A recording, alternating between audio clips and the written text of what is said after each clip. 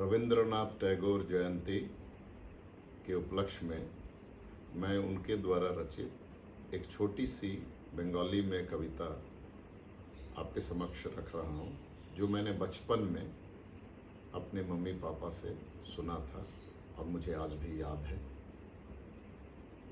आमादेर छोटो नदी चले आके बाके, बैशाख मासे तार हाঁটু जल थाके, पार हইয়া যায় গরু পার হয় গাড়ি, দুই ধারে উঁচু তার ঢালু তার পাড়ি, চিকচিক করে বালি কোথাও নাই কাদা, দুই ধারে কাশবন ফুলে ফুলে সাদা, কিচিমিচি করে সেথা শালিকের ঝাঁক, রাত্রে উঠে থেকে থেকে শেয়ালের হাঁক, তারপরে আমবন তালবন চলে, গ্রামের বামুন পাড়া তারি ছায়া তলে।